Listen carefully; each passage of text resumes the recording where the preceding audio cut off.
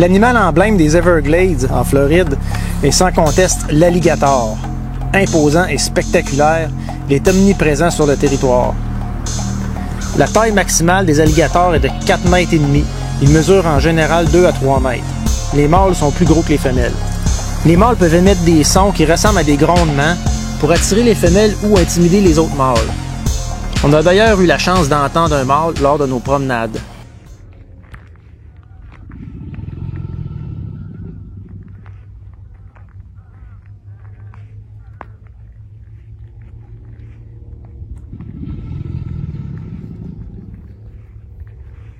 Les alligators ont une bonne vision de jour et de nuit. Lorsqu'ils vont sous l'eau, une troisième paupière, transparente et appelée paupière nictitante, recouvre l'œil.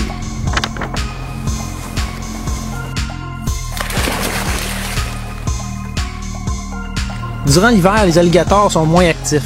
Ils sont faciles à observer parce qu'ils profitent au maximum des rayons du soleil et parce que les niveaux d'eau sont très bas, ce qui concentre les alligators aux mêmes endroits. Les jeunes alligators ont un corps marqué de bandes pâles qui disparaîtront avec l'âge. Les populations d'alligators étaient considérées menacées dans les années 70, mais grâce à des mesures de protection légale, l'espèce est rapidement devenue abondante, au point où on la considère souvent comme une nuisance aux activités humaines.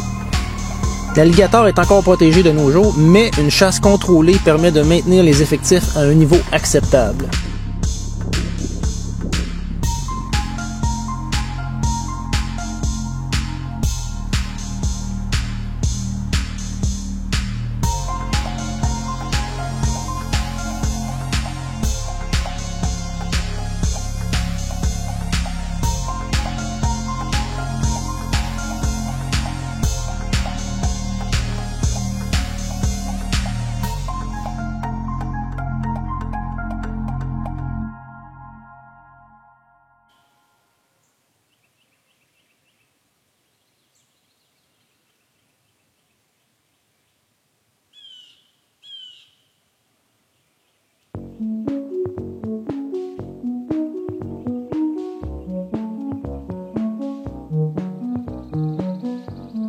Oh, il est parti le crabe. C'est quoi ce gros poisson-là?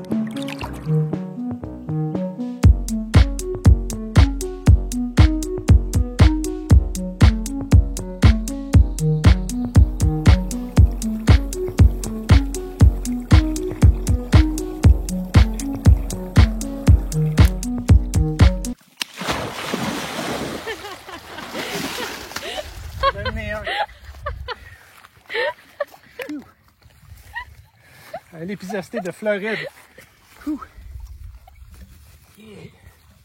Je m'attendais à la même texture que les lépizostés au Québec. Fait que je pensais que ça allait être super facile de le prendre. Mais c'est gluant. Fait que là, il s'est débattu. Puis il y a quelque chose qui m'a coupé. J'imagine que c'est une nageoire, mais je suis pas sûre. Mystère. Mystère. À moins que ça soit toi? Non. T'as-tu des ongles, toi? Non. Ben pas assez coupant. Oui, on leur lâche. Cool, hein? Ouais. L'épizosté de Floride. Gluant, celui de Floride? Ouais, comparativement à l'autre, il est gluant. Yeah! Oh!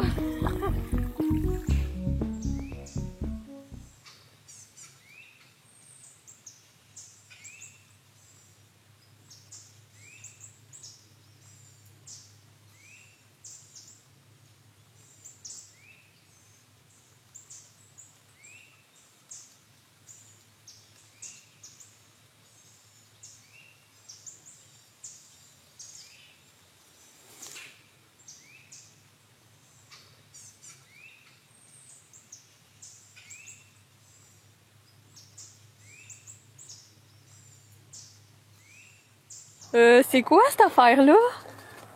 On dirait, j'espère que ça soit du plastique. Mais non.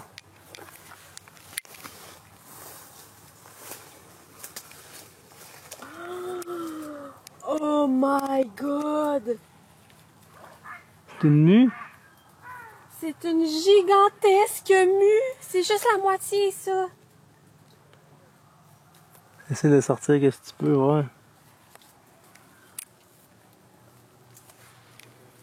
Ah oui, c'est un python, check. Un peu, je zoome, bouge pas trop.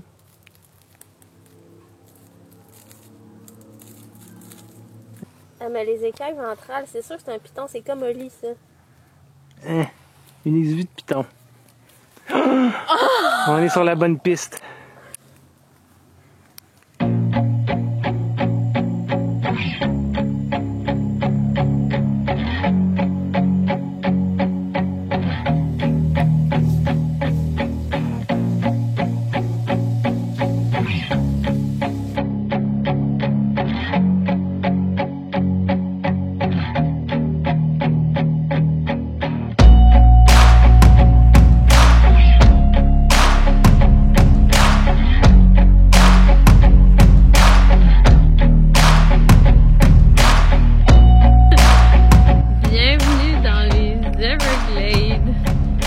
Veux-tu nous pointer les insectes?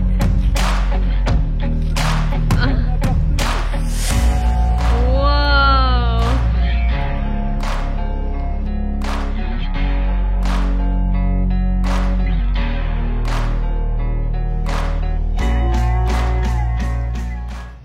Ah, elle a des taches sur le dos. On va l'attraper. Ah ouais, on l'attrape. Oh! Tu l'as?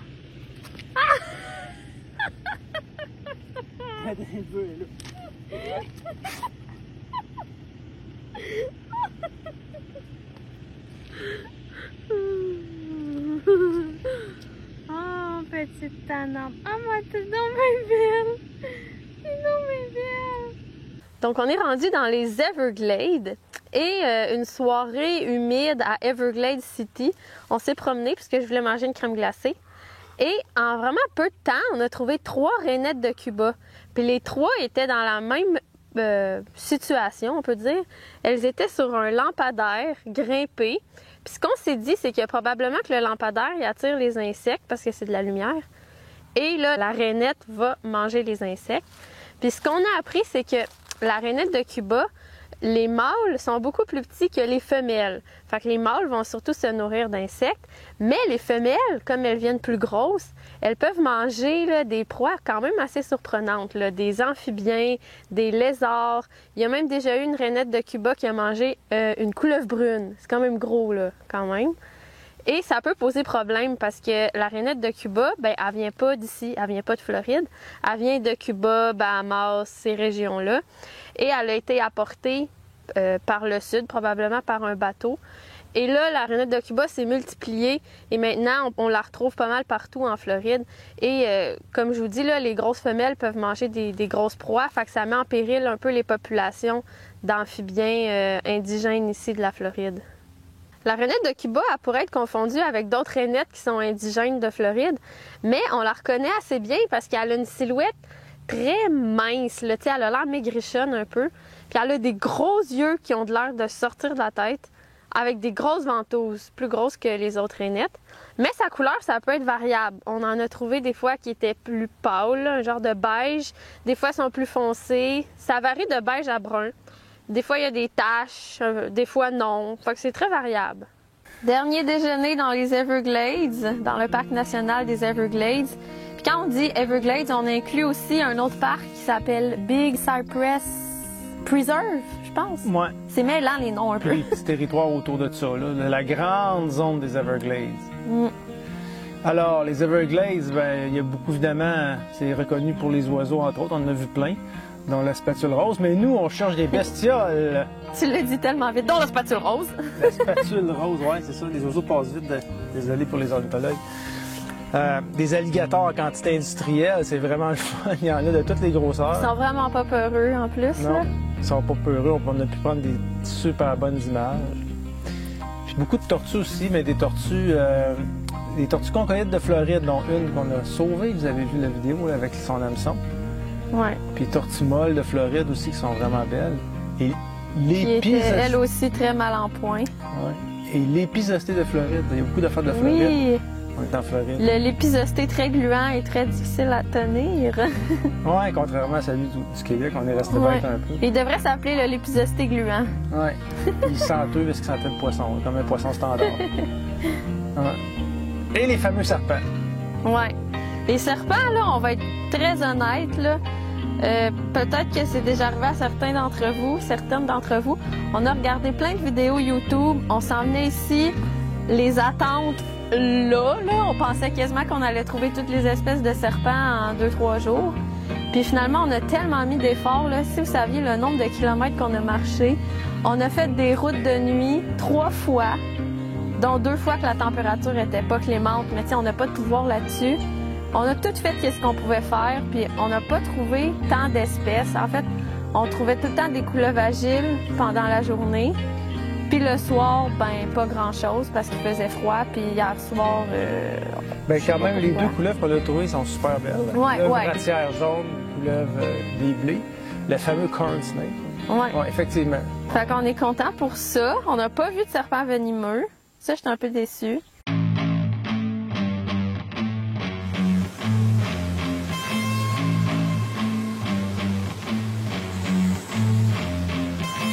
Les lézards, ben c'est des analyses bruns encore. Il y en a partout.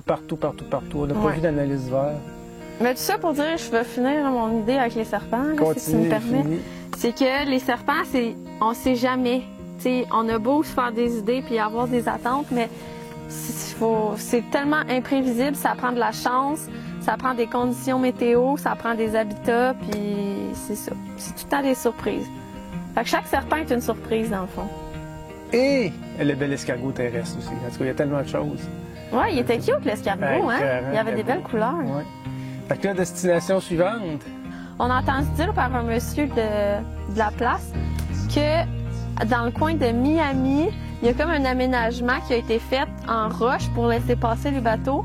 Puis il paraît que si on fait de l'apnée à cet endroit-là, il y a beaucoup de vie, beaucoup de poissons, puis peut-être même des requins. Fait que ça va être plus le milieu marin. Ouais.